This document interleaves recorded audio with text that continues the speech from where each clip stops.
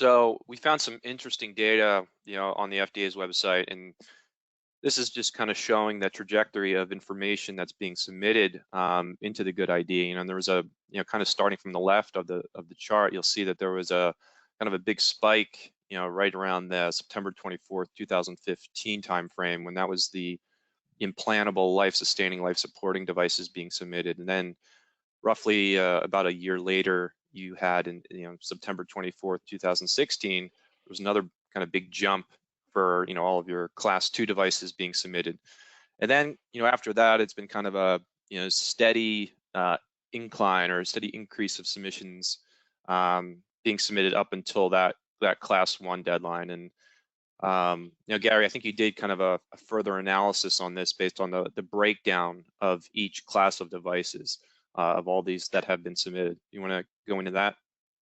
Yeah, sure. So since the class 2 deadline, there's been about 2.5 million records that are submitted over that course of time. And the composition as it stands today is that about 64% of all those records are related to class 2s and 34% are related to class 1s. So of the 2.5 million that have been submitted since 2016, there's only a total of 1.3 million class 1s in the total database. So what that tells me is that there's well over 1 million or so class 2 products that were submitted after the deadline. So these were late submissions. I'm sure the FDA is glad to have them in there. But if industry repeats itself going forward, I would expect, Andrew, a similar performance here, some additional, perhaps some late submissions from class 1 before this slows down. It will never go completely flat because there's always new products coming out, and that would definitely increase this count. But I do see the trend continuing at this level for a little bit before it starts to slow down. Can you talk a little bit about this stat that we came across regarding accounts that are created?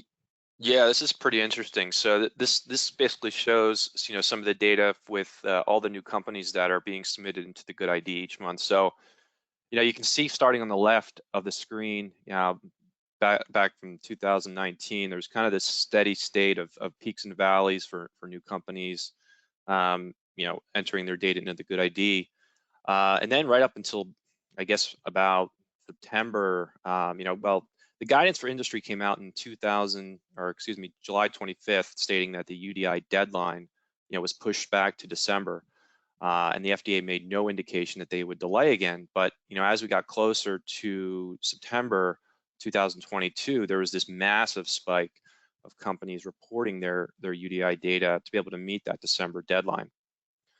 So, Gary, you can go to the next slide.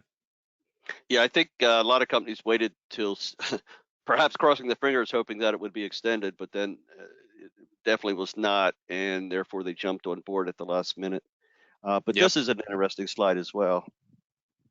Yeah, so what this is just showing is this is a chart that kind of breaks down the distribution of the UDI data in the GUDID based on each medical discipline.